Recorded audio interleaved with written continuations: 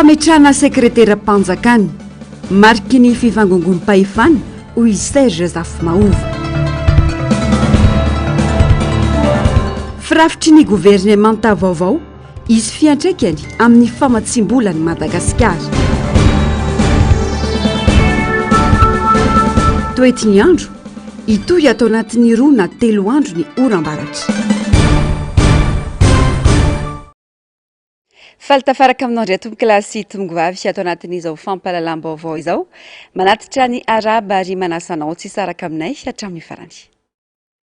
Vaovao ny politika avy hatrany 20 janoary 2024 no nandray ny fahefana ireo ben'ny tanàna sy ny mpanolotsain'ny tanàna manerana ny nosy izany hoe tapitrandroany avokoa ny feptom-piasan'izy ireo. Raha ny lalàna dia tsy manana fahefana intsony ny ben'ny tanàna sy ny mpanolotsaina manomboka eto. Hatramin'izao raha mahita fa tsy misy fifidianana ben'ny tanàna natao araka izany.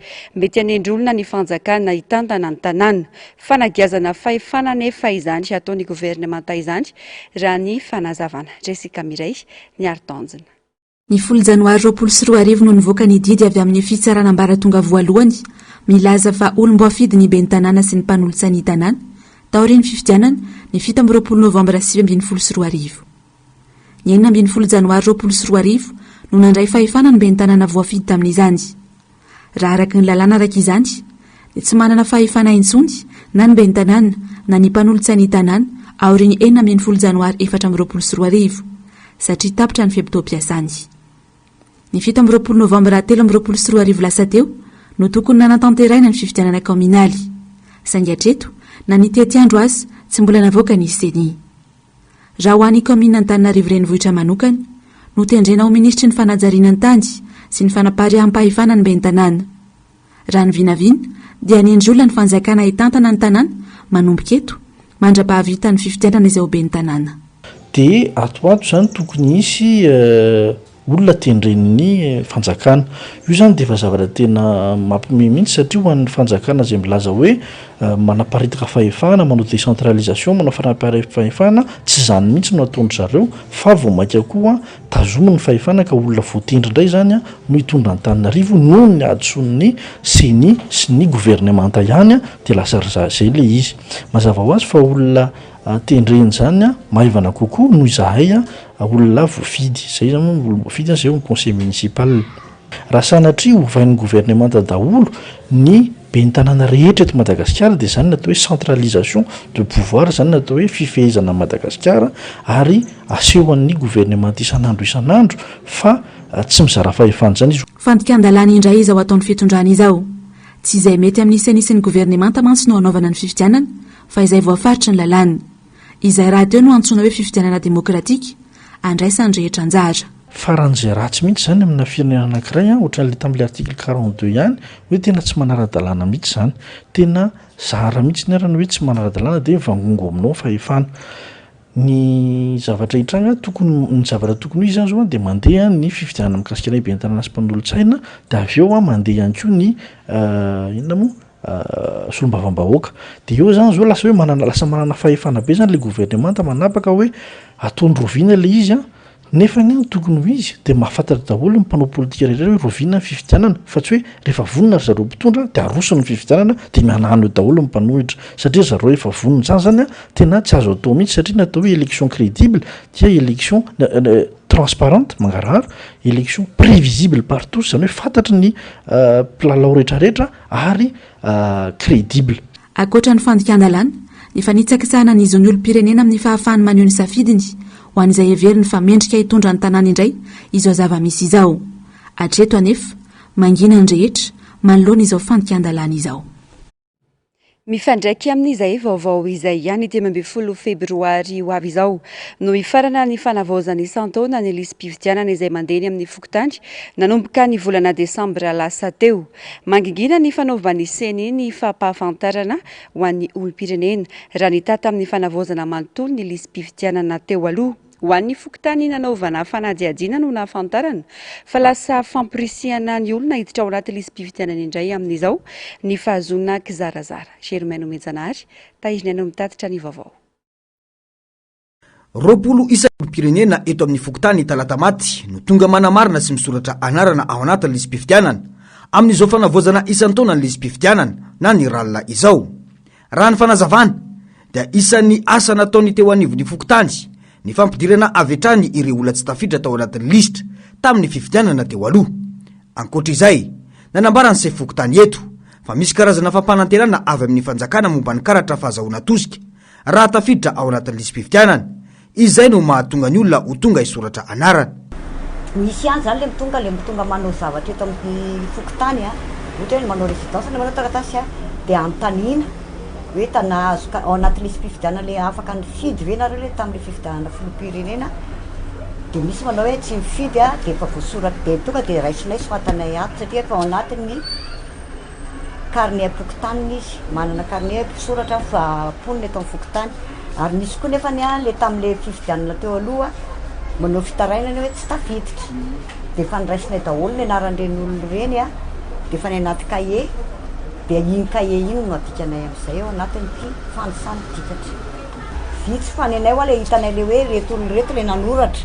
Misy eo hitanay hoe menimenina be fianakaviana izy iray manontolo ao an-trano tsisy tafiditra dia tonga teto izy dia niraisinay ny anarany rehetrarehetra dia zao izy zao nabikanay tsy ho avy eo intsony izy zany satria efa hitan'izay nanao an'le izy talohan'ity 1er décembre ohatr'izao hoe tonga tsisy karaha-pifidianana fa ao anaty listra ohatr'izay zany tsy ao anaty listra vita fanosany dia fa io fotsiny jerevanay dia mijery an'le boky taloha zay dia ampidirinay ao anatin'ity izy satria le tamin'le izy le tamin'ny voalohany le tsy mirotirotra dia fa tonga amin'izay fifidianana dia aizany ihany le tarana misy an'le hoe le resaka le hoe mahazo an'le karta kely anina iny dia mitady kara-pifidianana amin'izay le olona dia tsy tafiditra dia izay izy vao mirodorodo daholo hoe ampidiriny izay ao anaty lisam-pifidianana.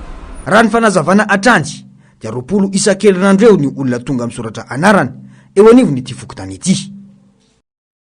Eo amin'ny vaovaon'ny politika izay mampametratra mpanontaniana ny masotsivana nanendreny ireo mpikambana vaovao mandrafitra ny gouvernemanta no ireo minisitra teo aloha mbola tafaverina mandray ny toerany ho ny profesora Ratsimazafy Jona antoka isiany ny famatsim-bola ny fahitsiana sy ny fahadiovan'ireo mpikambana eo anivon'ny gouvernemanta satria manara-maso akaiky ny raharam-pirenena ireo mpiara-miomby antoka isan-tokony. Maro anefa ireo fantatra fa efa voasaringotra amin'ny raharaha samihafa kanefa tsy nandraisana fepetra anka mitarika amin'ny fiamoran'ny mpiara-miombina antoka izany. Tati-baovao avitra Solondrabe eo amin'ny sary sy rindran-tsary Andry Rakotomalala. 12 tamin'ireo mpikambany gouvernemanta teo aloha ny voatazana ndrafitra ny gouvernemanta voalohany amin'ny feptom-pitonanana faharoan'ny Rajoelina. Voalaza fa mafy ny sivana natao tamin'ireo mpikambana vaovao ary nakana manam-pahaizana manokana ny fifantenana azy ireo. 12 amin'ireo ministra ny vaovao ary mbola ady hevitra koa mikasika ireo olona tafaverina eo amin'ny toerany nanafindra ministera hafa izay ahina hiatraika amin'ny fahazoana famatsim-bola avy amin'ireo mpiara-miombina antoka iraisam-pirenena. Ny fanendrenan'le ministra aloha amiko mbola misy point d'interrogation satria tena inona no critère ny tendrenan'le ministra ny takina CV tena CV marina ve satria misy olona fantatra ihany ny toetrany fantatra ny zavatra vitany kanefa dia mbola nitendrena ministra izy zany hoe inona zavatra nataon'le olona na miratra izy na nanao tsy mety ary izy dia mbola ministra ao anatiny ao azadiny fa reo mpamatsy voly reo mijery reo nanahoany ty olo ty ahoana ny tantaran'ity olo ty be zay ka raha amin'ny ariary folo izy rehefa tsy matoky anao izy satria win-win eto izy misy tombotsoany eto ariary 10 ny ameny anao zay nametrany hoe olona madio apetraka amin'ny toerana anankiray satria ianao tsy mahavita tena fa nankaraha mampiasa eto ary mpampidina ny raharaha etony hoe miankina amin'ny avy avelany miankina amin'ny volan'ireo bailleur reo ka zany zavatra any manana fankatoavana amin'ireo mpamatsy vola vahiny reo izy mijery reo diplomate reo tompoko. Singa lehibe sy ny fifampatokisany eo amin'ny firenena malagasy sy ny mpiara-miombina antoka ny fahintsiana sy ny ady amin'ny kolikoly. Maro amin'ireo ao anatin'ny fitondrana nefa ny voaroroy amin'ny raharaha maloto samihafa ny fanaovana tantely afa-drakitra ny harem-pirenena kanefa toa tazany-potsiny. Za tsy maniry satria ohatrany hoe raha tsisy tonga zany reny fotoana avy any amin'ny havana fiandilam-bato reo dia tsika neny fampihinana eto tsika neny famono eto za tsy maniry an'izay fa zao kosa reny olo reny mitaky zavatra mangarahara tsisy teo tonga amin'izany fa izao fotsiny kosa hoe misy andreo arena malagasy reo fanoranonandreo atsokosoko efa nisy zany teo aloha fatarizana anao azy ary aoka tsy miverina intsony zay de ijery zay de anaramaso nefa fantatra nefa misy olombe ao anatin'ny fitondrana ndraindray tafiditra ao anatin'ireny fanondranany reny volameny reny iza fantatra ny avion fantatra mitondra ny avion fantatra de tsy ho fantatra ve ny tena mikotrika an'ireny fa de misy zavatra hodina gisa izy izy ny tanora nareny no mitarika an'le tsy fankatoavana satria fantatry ny olona hoe ahoany rehefa ianina manao de tsy kitihana rehefa ianina manao de kitihana de tsy tenen'le olona de lasa majorité silencieuse le olona mila mijoro ireo olom-boatendry fa indrindra ireo mpampiatra ny lalàna ka maneho fa tany-tandalàna i Madagasikara tsy tokony asiana tombo sy ala ny fampiarana ny lalàna raha tiana tokoa ny ampandroson'ny firenena. Nahina ny departemanta ministerialy fanampiana katafakatra sivy kosa ireo sekretariam-panjakana fivangongom-pahefana izao rafitra petraka izao hoy Serge Zafimahova medika izany fa kobakambava ny fanampariam-pahefana no lazaina ombienombiny. Germaine Menjanary taiziny. Endrika fizarana seza ny fametrahana sekretariam-panjakana eo anivon'ny fiadidinan'ny repoblika ary mitady ifanaloka amin'ireo ministera rehefa zoiny. Nanamafy Serge Zafimahova fa tsy fahaiza mitantana sy fizarana seza fotsiny ny fametrahana sekretariam-panjakana misa sivy eo ambanin'ny fiadidinan'ny repoblika. Mariky ny fivangongom-pahefana na centralisme ilay rafim-pitantanana aseho ankehitriny hoy mifandrazavana. Misy centralisation zany aloha ny fitondrana amin'izao fotoana izao ary ny fanontaniana mipetraka dia hoe lasa misy ve zany gouvernemanta taretin'ny prime ministre dia misy gouvernemanta miakina ny vatana amin'ny présidence satria le secrétariat d'état ny rattaché amin'ny président république midika zay zany raha ataontsika reo mivory zaroany amin'ny filan-kevitry ny gouvernemanta tsy midika akory zany hoe zareo ambany afaka baikoiny ny prime ministre mazava be zany zany ataontsika hoe kisarisary zany rehefa zay zany mijerevana ny fisily secrétariat d'état zany aloha tsy fahaizana ny tantana ny tena marina ane ny secrétariat d'état zany tsy tokony rattaché na hoe miakina amin'ny filoham-pirenena fa tokony miakina amin'ny ministera tsirairay avy. Ohatra zao le nitoloniko teo hoe raha raisitsika zao ministera ny industrie sy commerce le secrétariat d'état io mikasika ny industrie ny commerce sy ny consommation tokony aty amin'ny industrie sy commerce misy azy. Raisitsika zao ministera ny rarambahiny de le ministre amin'izao fotoana ane lehibe amin'ny resaka économique talehan'ny resaka économique izy tao amin'ny ministera ny rarambahiny zany hoe fahafantarako azy zany matoy zany natao ministre de izy zany no tokony relancer ny resaka négociation économique zay mety efa natombony fa tsy zay le izy le directeur nampiakarina ministre fa nasiana secrétariat d'état coopération économique satria le coopération économique manko iny zany le manao négociation amin'ny resa-bola ny abadibadika rehetra any resa-bola foana ane zany le objectif na rattachement ireo tetika asa vatsehany banky iraisam-pirenena vola no tantany ireto sekretariam-panjakana eo anivon'ny fiadidinan'ny repoblika ireto raha ny fanazavana ihany misy antony ambadika izany mazava ho azy hoy ny fanazavana maika mafisina ny centralisation en pouvoir zay dikan'le secrétariat d'état sivy nisan'ny secrétariat d'état rehefa jerevana nefa le secrétariat d'état reo rehefa miforonina rehefa jerevana fanandrifondrifa amina fitantanam-bola ohatra zao le hoe secrétariat d'état miady amin'ny fahantrana misy any 520 tapitrisa dolara projet miaraka amin'io raha raisitsika indray le hoe fametrahana jiro any ambanivohitra sy isa-tokantrano misy an'izay secrétariat d'état ray zay koa misy 400 tapitrisa dolara koa ny anaran'io projet io projet Decim.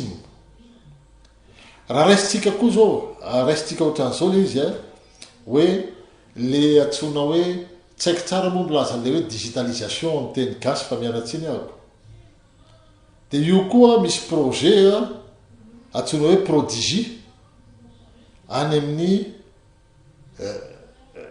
raiky amin'ny 700 amby zato tapitrisa $, 141 millions de dollars. Raha jerevanao tsirairay zany ro lazaina fa hoe secrétaire d'État reo dia mitatana budget ngezangeza avokoa miarahana mpamatsy vola. Nanamafy koa ity mpanao politika ity fa tsy antenaina ny fiovana ara-pitantanana eto amin'ny firenena satria mbola ireo mpitarika teo ihany no mbola ibaiko sy andray fanapahan-kevitra tahaka ny orkestra ihany io. Koa raha efa mpihira mpamalakira hatramin'izay dia tsy ova fomba fihira mihitsy raha tsy ilay chef d'orchestre mihitsy no miova akoho ny fanazavany. Lafumbavao hafa tanteraka kosa indray na ny miasa mandray karama isam-bolana na ireo tsy miasa dia mitovy avokoa eto Madagasikara ankehitriny hoy ny paitoekarena Serge Zafimahova raha ny tatitra nataony bankira isam-pirenena hatramin'ireo mpiasam-panjakana eto Madagasikara dia voasokajy ho isany mantra hoy ny fanazavany. Fanadihadiana. Voasokajy ho isan'ireo mantra ny mpiasam-panjakana eto Madagasikara hoy ny paitoekarena Serge Zafimahova. Raha nitatitra navoky ny banky iray isam-pirenena mantsy dia mazava hoy izy fa izay mampiditra latsaky ny $2 isan'andro dia mahantra avokoa. Farafaratsiny izany dia tokony ho any amin'ny 3 hetsy ariary no karama farany ambany eto Madagasikara. Le izy anefa milaza zany ny Banque mondiale fa ny olona izay mikarama ny olona lazaina fa hoe mahantra dia ny olona mandray $2 sy 5 cents isan'andro. Zany hoe raha zay zany raisitsika ny olona zany mandray 7 sy 4 hetsy isam-bolana zany dia raisy no mahantra avokoa. Mazava ho azy zany misy taham-pahantrana navoaka ny fiarahamin'ny navoaka ny Banque mondiale hoe ny taham-pahantrana tamin'ny taona 2024 dia 570 isan-jato ny vahoaka malagasy. Ny taham-pahantrana tamin'ny taona 2024 dia 20.2 isan-jato ny vahoaka malagasy. Zany hoe ny 520 isan-jato 520 tapitrisa amin'ny vahoaka malagasy zany dia mahantra avokoa. Zay le izy. Azadino ankehitriny ny karama farany ambany eto Madagasikara raha ny lalàna velona dia 5 sy 4 hetsy. Ny olona rehetra nefa mandray 7 sy 4 hetsy raisy no mahantra. Zany hoe tokony 3 hetsy anesany karama farany ambany. Aloha savy zay nanamafy ity paitoekarena ity fa raha mbola ny maro anisa no sahirana amin'ny fahefa-mividy dia ho sarotra ny ilazana fa mandroso ny firenena. Tato anatin'ny 5 taona nefa dia tsy nisy politika mazava ho fanarenana sy fanatsarana ny toekarena malagasy. Ny mpiasa mandray karama isam-bolana mbola mizaka ny mafy noho ny fiakarany vidim-piainana sy ny fitotongana ny sandam-bola vokatry ny fafehezana ny fitantanana ara-toekarena. Niakatra avokoa ny vidy sakafo eny an-tsena. Mifanalavitra nefa ny elanelany amin'ny fiakarany vidim-piainana sy ny karama raisin'ny malagasy anatin'ny iray andro izay latsaka ny $2 ny 20 isan-jato. Voatery miafy araka izany isan-tokantrano ahafahana mivelona sy mitazona aina. Afitra Sondraibe, Andry Rakotomalala. Niakatra hatramin'ny 10 isan-jato raha kely ny akamaroan'ny vidiny taneny an-tsena. Voakasika izany ireo kojakoja sakafo andavanandro ilain'ny mponina. Ny hena mifangaro ohatra raha $2.2 teo aloha tafakatra amin'ny $2 izany amin'izao raha $4.2 ny nofony sy ny totokena. Niakatra $700 hatramin'ny $500 kosa ny atody. Toy izany ihany koa ny siramamy, ny vary, ny legioma sy ny sisa. Mitombo ny fandaniana isan-tokantrano satria tsy mifanantsana ny vola mivoaka sy ny miditra. mangany fotsiny ny fandaniana samihafa amin'ny fampianarana ny ankizy, ny ofatrano, ny sarandalina ary ny jirama. Tsy tantenaina mahany olana ara-tsosialy ny fitondram-panjakana araka ny fitarainany mponina. Na ny hena raha niakatra daholo mihitsy tsisy zavatra izay tsy miakatra raha olona tokony hinana hena 1 kilao izy zao dia lasa fefany sisa fa tsy mahatakatra tsony le olona efa misahirana be loatra le olona hiram-bola maina be kaikaiky daholo ny olona rehetrarehetra amin'izao hoe tsisy izay tsy menina hoe tena tsisy mivola ny asa atao koa nefa ny zavatra atao tsy misy miakatra daholo ny vidipena rehetrarehetra tsy arakaraka ny karama sy ny vidipena izy na ny ofatrano ny charbon inona na ny jiramara dia miakatra daholo le izy ao ny délestage misy délestage nefa vao mainka mitombo ny vidin'ny jiro no fanosehana eto dia nefa etry-daniny zao le karama zao amin'izao tena tsisy mihitsy amin'izao ny orana avy ny tsotrano nefa tsy maintsy mandeha any nikaly ny ankizy sy ny karazany mafy le fiainana kanefa ny fitondram-panjakana angetra mijery an'izany fa ny anao totom-barom-bazimbaka izay tsy mitody tsy mihinana ianao ny atsamboan'ny tavanao ihany nananao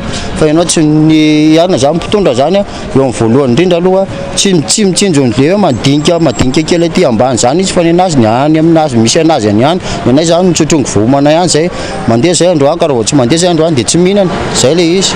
Efa tafakatra amin'ny ariary ny kapokambary any Vohimar mihoatra noho izany aza ny amin'ny toerana hafa onjonjony isambatan'olona sisa no ahafahana mivelona ankehitriny tsy zarazara ny sakafo amin'ny ankamaroany malagasy zarara misy atokana ny maraina sy ny hariva tsy feno intsony ny sakafo intelo isanandro. Manomboka miditra ao anatin'ny fitoam-pitsinjam-bary vary aloha ny tantsaha amin'izao fotoana izao. Raha ny fanadihadiana natao tamin'ireo tantsaha tetsy Ambohitrimanjaka izay mivelona amin'ny Lemakibe tsy mitatatra dia nahitana fitombona ny vokatra tato anatin'ny 3 taona izao. Izany anton'izany fampiny rano-tonga amin'ireo tanimbary anoho ny ezaky ny komina sy ny fokon'olona eny an-toerana. Fanadihadiana nataon'ny Germaine Menjanary eo amin'ny rindran-tsary ny Tahirinena. Efa saika manompo mavo avokoa ny Lemakibe tsy mitatatra amin'izao fotoana izao. Efa misy amin'ireo mponina ety Ambohitrimanjaka no miroso amin'ny fijinjana ny vokatra. Velombolo izy ireo raha ny fanadihadiana satria nahitana fitombony ny vokabary tamin'ity taona ity. Tsy misy mihevitra ny hivarotra ny vary ny ireo tantsaha fa saika afantoka amin'ny sakafo mandritra ny fotoam-piasana manaraka izany izay vokatra hiakatreo.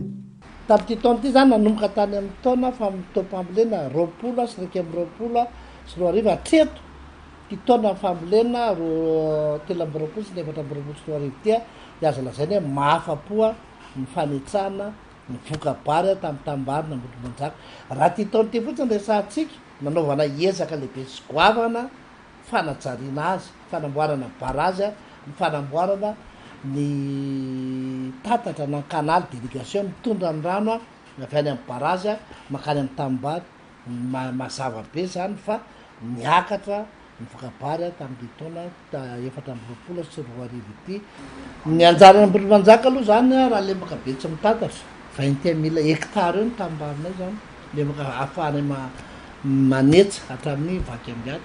Ny vahoakany Ambohitrimanjaka zany zao eo amin'ny 9 sy 4 alina eo zay nisy ray zany efa manananika any amin'ny 5 alina any zany zao vahoakany Ambohitrimanjaka dia zay teneniko zay hoe ny 20 isanjato amin'ireo vahoaka ireo dia mivelona sy miaina amin'ny tambary io. Dia ny vokabarinay zany zao eo tsy latsaka mihitsy ny 5 taona hatramin'ny 7 taona al-hectare eo. Izay elanelany vokabary isaky ny taona zay moa zany dia iny zany samy manana ny fahaizany manao ny mpamboly tsirairay avy, ao ny masimboly, ao ny zezika, ao ny fikarakarana ny tambary, ao ny fahaizana manao ny fanetsana sy mikarakara azy rehefa voaketsa ny vary toy ny fehivahana sy ny sisa zany. 4 hektara no anjaran'ny mponina Ambohitrimanjaka eo amin'ny Lemakibe tsy mitatatra.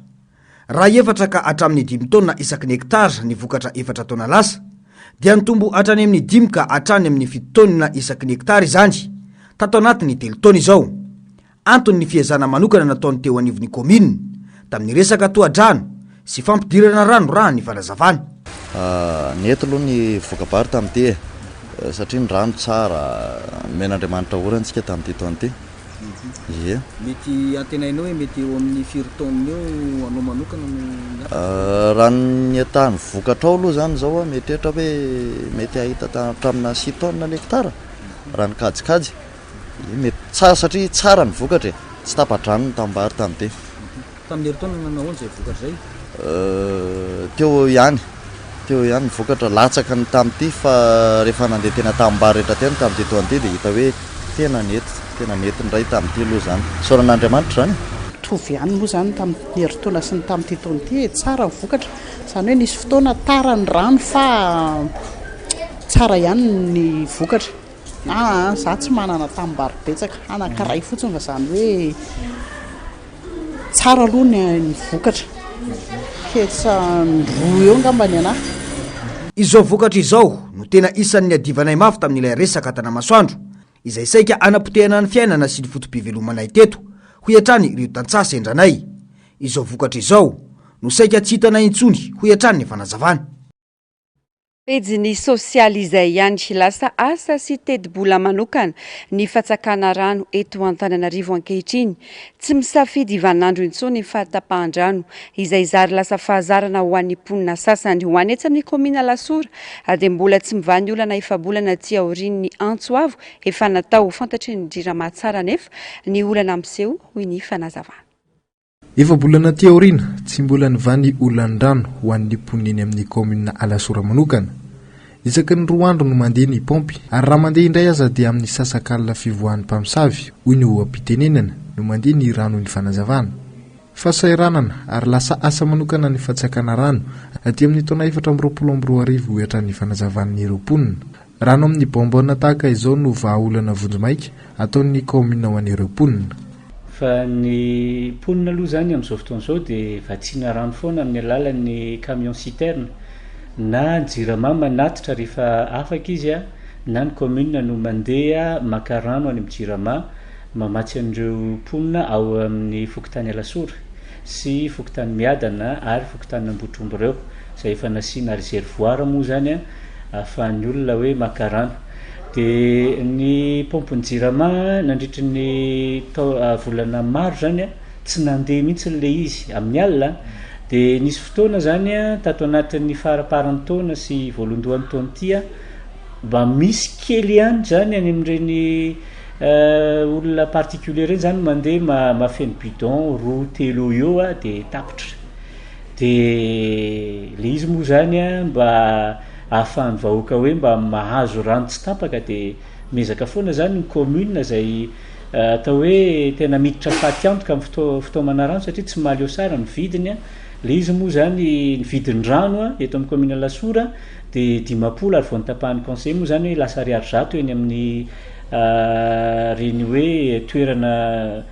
fakana rano zay taterindreny fa anisany tena hoe lahara-pamehanay zany satria ny rano zany tena aina sofototra dia tena tsy maintsy zay zany na lahady io na andavanandro mitatitra rano an'ireo olondreo rehefa tsy afaka manatitra ny Jirama manao Antsoavatra noho izany ny ben'ny tanàna mba hikaroana vahaolana maritra ho an'ireo vahoaka izay nampanantena ny Jirama fa hisitraka rano fisotro madio ny filana aloha zany hatreto eo amin'ny 10 mètres cube isaky ny fokotany eo ary indraindray tafakatra 15 mètres cube ho an'ny fokotany Miadana ny eto Lasora aloha zany 10 mètres cube dia ny any Ambohitrombo moa zany latsadatsaka kely noho izay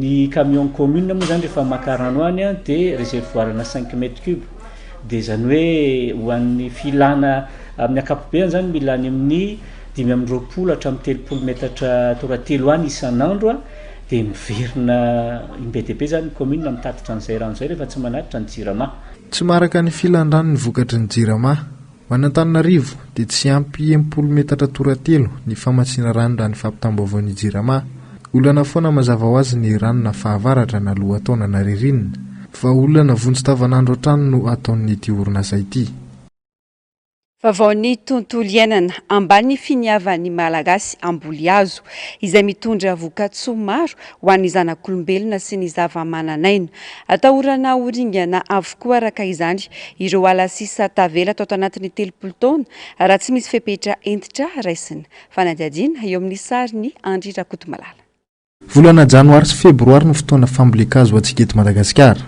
ny ala izay mitahiry ny zava-mananaina sy arena samihafa ohatra amin'izany ny gidro izay afantarana n'ity nositsika ity miazakazaka avokoa ny rehetra noho izany rehefa vanim-potoana toy izao amin'ny fambolekazo.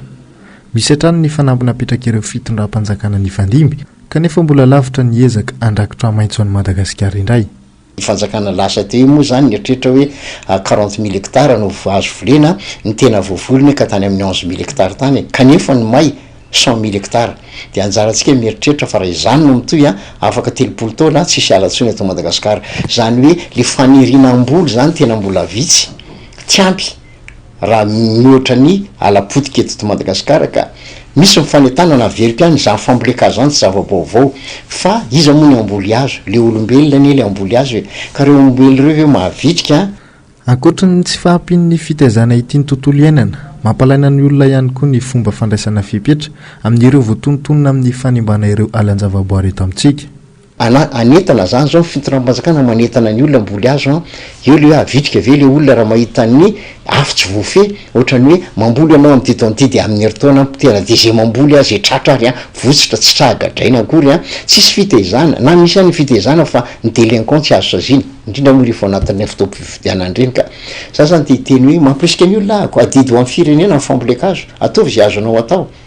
Ankoatr'izay nivoaka ny fiandohan'ity taona ity ihany koa ny andiany fahadimin'ny boky Lemurs of Madagascar. Manampaizana 12 ireo niara-ny salana noratra ny boky izay ahitana pejy 10 mirakitra ireo gidy 12 hita eto Madagasikara. Afaka mampiasa izany ireo mpizahatany, ny mpitaridalana, ny mpianatra sy ny mpampianatra. Tsara ho fantatra fa mandray anjara goavana amin'ny fandrakofana ala ny toerana misy azy ny gido iray. Efa tapitrisany taona maro tany aloha no efa nanampy amin'ny fambolena azonala izy ireo ka antony anaranyity filohan'ny GERP ity ny rehetra mba hanaja sy aro ireny biby ireny. Fahoriana ho an'ireo mponina eny amin'ny faritra iva ny andro fahavaratra noho ny fiandroana ny rano. Fahoriana ho any eny amin'ny faritra avy ihany koa noho ny tahotry ny fiotsahana. Vao androtsaka mafimafy ny orana teto Antananarivo omaly dia saika tondraka avokoa ny ankamaroan'ireo toerana iva teto Antananarivo sy ny manodidina isan'ireo toerana dibo-drano ny teny amin'ny fokontany Manaritsoa Atsinanana. Jessica Miray, Mathieu Princy. Vao norariana vato ity lakan-drano eto amin'ny fokontany Manaritsoa Atsinanana ity. Vao nsoloana ihany koa ny pampy manosika andrano ka tsy ahina loatra ny hotondraka. Kanefa tsy antsany fako sy ny fanondrenana tsy ara-dalàna ny lakan-drano any ka tsy tafavoaka intsony ny rano. Vokany vao mirotsaka elaela ny orana dia tondra rano toy izao ny ankamaroany trano ety. Fijaliana ho am-ponina ahina iteraka tsy fahasalamana. Nay aty mafy mihitsy mahazo anay aty. Moa en plus ty trano ty zany sady tena tsy haiko na ahoana momba ny trano io aloha fa tsy zay dia mandady mihitsy zay miditso tanànanay eo. Efa 3 efa 120 taona zao mipetrahako teto amin'ity tanàna ity tsisy fivoarana fa ohatsy zao foana. Dia tena atsaty amin'ny lohalika aty mihitsy ny rano ary fa mbola vao manomboka izy io. En plus rano maloto sanatria zany le vesian'olona rehetra reny fohity daholo reny dia mandeha amin'ny tanànanay. Mampanavy mihitsy fa zany hoe zay ngamba efa ohatsa vita fanefitra an'le tanàna dia tsy manino. Fa enjany tena zao mahazo anay. Tena mijaly be mihitsy zay. Fiatrehana anazy aty aloha zao dia tonga dia rehefa voatra zao nirana zany dia ny lalana le lalan-kely ohatr' zany tonga dia fotaka be tsisy anina mihitsy. Rehefa rinona dia mba eo ihany. Rehefa avy norana dia zao ratsy be zany lalana fiandrano ohatrano tokotany tsisy aina nandro manalo ohatr'izay. Aty hitanao mbola manipy mbola manarivanareo io azo. Zay zany tokony ambarina mihitsy nefa izy hatramin'izao mbola tsy vita dia. Inona tena mahatonga an'izay raha fahafantarana azy? Misy an'le tsetsetrana ny ambadika any dia ty zany tsy hitanao zao tsy vita dia toy le rano dia tsy afaka mivoaka. Dia manary rano dia manala dia zay. Tafakatra azy zao ho an'ilay omaly. Izy indray aloha tsy tafakatrana fa hatraty. Dia tonga any an-trano mihitsy? Ninay zao tsy tafiditra fa ny endry aty ny tena tafiditra ato amin'ny ato ambadika. Tena tonga dia manary rano na orana kelikely ary ny endry dia efa tonga dia efa. Dia efa fahazarana ve zay? Inona no tena hitanao hoe mahatonga an'ilay olana amin'ilay rano ohatr'izay? Le kanalina mihitsy tsisy. Le kanalina famandràna zany tsy misy anarinan'le tsisy voan'le rano mihitsy zany fa io zao mba kanalina mivoaka eto nefa le somary miakatra kely le anarinan'le rano. Dia ohatr'izay foana isa-taona isa-taona ohatr'izay foana. Mandrora mihitsy lany ny mponina. Ny fako sy ny fanondrenana tsy ara-dalàna mantsy no tena manentsina ny lakan-drano ety hoy ny fokontany. dia misy ihany koa le tokantrano any anaty tokantrano tsirairay ihany a le olona zany nanao trano taloha dia nataony zay napety anazy fotsiny fa tatio ariana zany a lasa ohatra hoe namboarina le lalana ny totorina le lalana dia lasa le tranon'le olona indray iva noho le lalana dia eo no misy miditra kely any any le rano dia io no efa nahitanana an'le olona raha vao tonga ny ririna dia efa tokony samy mba heritreritra an'izay zany ny tokantrano tsirairay avy hoe tokony mba mampakatra kely leo anatin'ny dalazy eo anaty trano eo zany mba tsy isian'le tondradrano anaty trano intsony. Ankoatra ny fiakaran-drano, anisan'ny fahasimbanana teraka ny rotsakorana be narahina rivotra ny fofofomaly ihany koa ny firodana n'ity échafaudage eto tsara lalàna ity. Tsy nisy aloha naratra sy ny anana fohy nandritra ny fiotsahany fa ankoatra ny tondradrano dia mianana tebiteby ihany koa ny eny amin'ny faritra avo rehefa rotsakorana be loatra toy izao. Ny fiotsahan'ny tany no tena hina mafy. Saina mena 20 latsaka no napetraka teny amin'ireo toerana avo ahina iotsaka amin'ity fotoam-pahavaratra ity. Vaovao mahakasika ny toetry ny andro mahazo vana tanteraka ny tsioka ny talio any amin'ny ilany avaratry ny lakan-drano Mozambika amin'izao. Hitondra orambe amin'ny faritra maro eto Madagasikara ny tsioka ny talio araka ny tatitra avy amin'ny foibe famantarana ny toetry ny andro malona izany. Miantso amin'ny fandraisana andraikitry ny tompona andraiki-pahefana sy ny fampiarana ny lalàna ny Bureau national misana ny fitantanana ny loza sy ny tandidondoza na ny BNDRC. Fanadihadina. Nanomboka ny paka tao amin'ny morontsiraka avaratra andrefa ny nosy ny andian-drano io maraina io. Manodidina ny 20 hatramin'ny 40 kilometatra isan'ora ny rivotra miaraka aminy arahina tafiotra 50 hatramin'ny 70 kilometatra isan'ora. Isy araka izany oram-baratra amin'ny faritra maro amin'ny tapany avaratry Madagasikara atao anatin'ny 2 na 3 andro manaraka.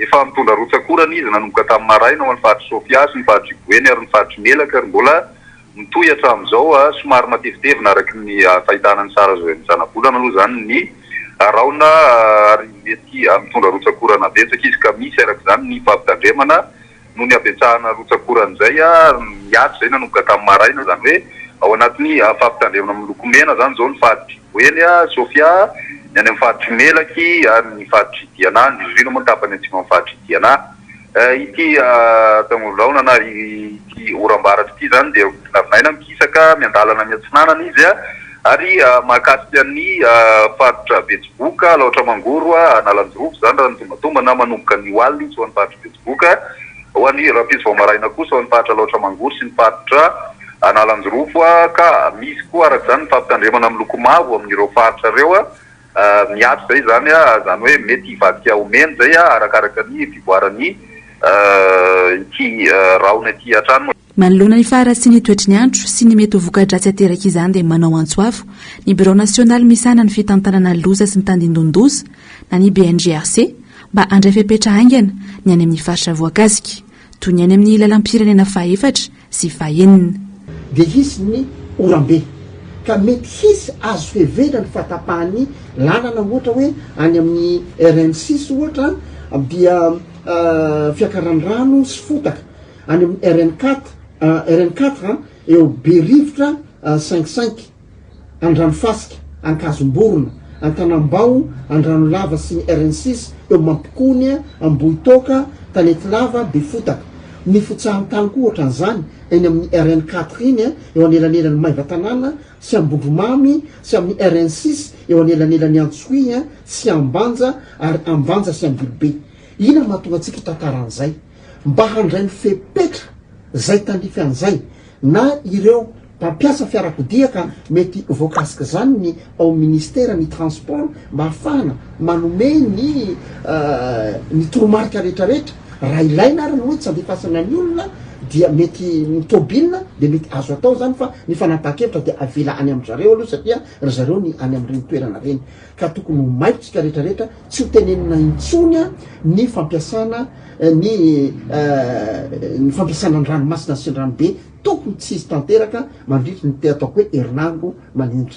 Efa tafiditra antanety ity andian-drahona ity ka tsy ahina ny ivadia no rivodozy. Irotsaka hatrany kosa nefa ny orana atao anatin'ny 3 andro manaraka any amin'ny alakamisy any araka izany vao hisy fiatsarany toetry ny andro. Amin'ny herinandro avy io dia mbola hisy tangoron-drahona aray maso akaiky ao amin'ny lakan-dranon'i Mozambika. Ankoatra ilay efa tafiditra ny Andrefanosy. Araka izany dia anakaiky ny morontsirak'i Madagasikara io tangoron-drahona aray maso ao amin'ny lakan-dranon'i Mozambika io ka mila miomana teny izao i Mahajanga, Marivoay, Mitsinjo, Soalala, Besalampy, Maintirano, Antsalova, Belontsiribina, Morondava, Manja, Morombe sy Toliara. Noho ilay tangoron-drahona efa tafiditra eto Madagasikara kosa dia tsy mianatra ny mpianatra ao Mahajanga, Rampitso sy Rafakapitso. Eo amin'ny vaovaon'ny kolotsaina vaky, harentsaina sy kolotsaina rifantsona hitahirizana ny teny malagasy ny kabary. Maro ny fotoana ampiasaina ny kabary na ankaratsiana na ankafaliana. Andro iray natokana ho an'ny kabary ny andron'ny 12 volana janoary. Fampirantiana, fifambizarana ary fifanankalozan-kevitra no nanamarian'izany tetsy Analakely omaly niarana tamin'ny fikambanan'ny mpikabary malagasy na FIPIMA. Ity fikambanana ity no fikambanana zokiny indrindra manandratra ny kabary malagasy.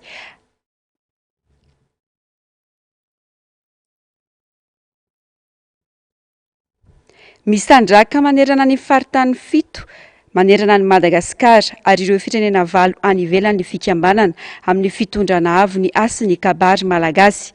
Targetran'izy ireo raha teo ny hoe kabary harentsaina mampiray iombonan'izao tontolo izao miako maneran-tany.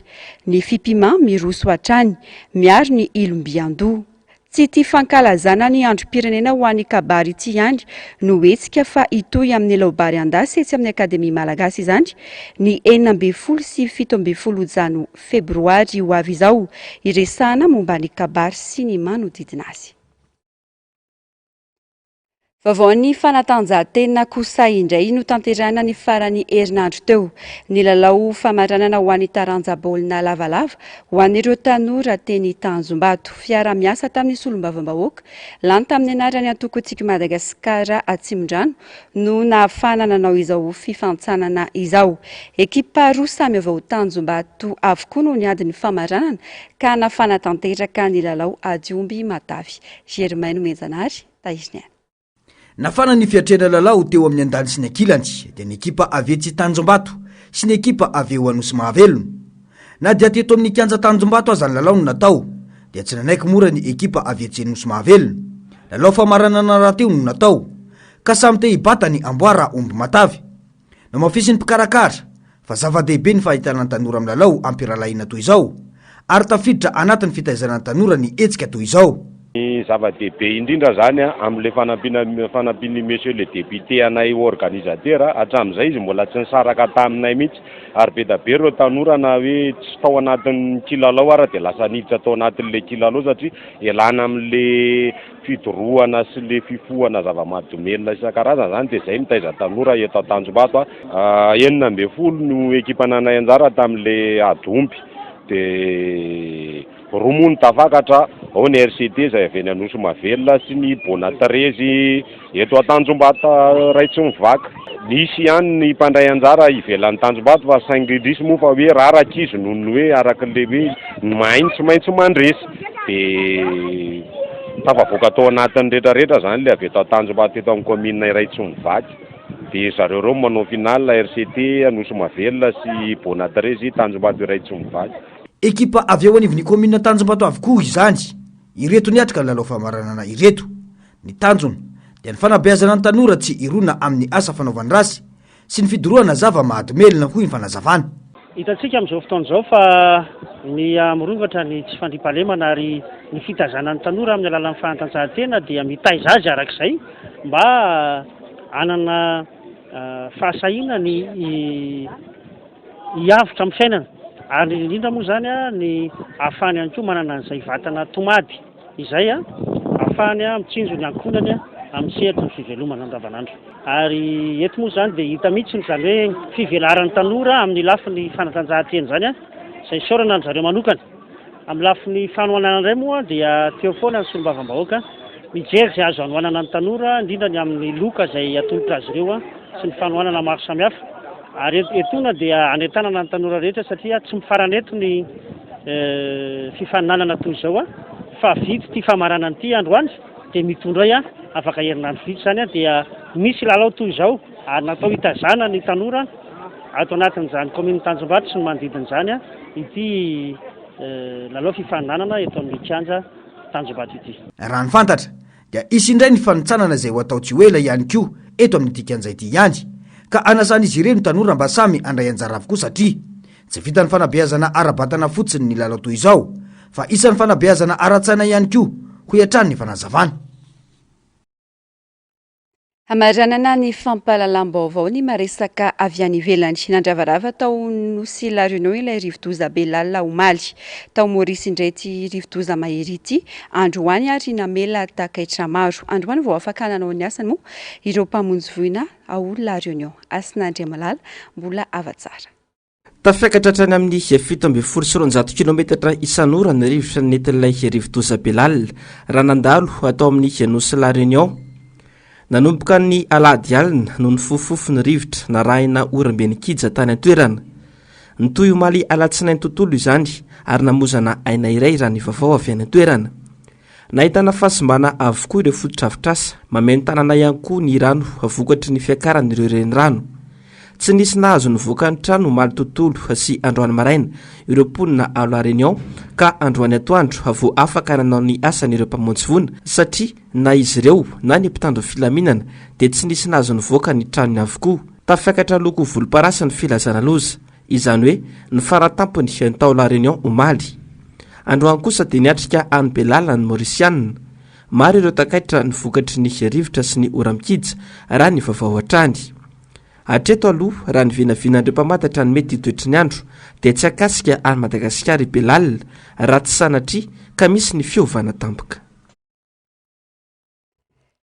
Tapitra ny fampahalalam-baovao tombo-kilasy tongovavy mankasitraka fiainao nanaraka izany hatramin'ny farany. Varanao misesy izao kosa ny fandarana ahoana marina Global News ary ny horonan-tsary mitondra ny lohateny hoe self reliance ny tenako tombo-kilasy tongovavy mametraka ny veloma mandrapitafa indray.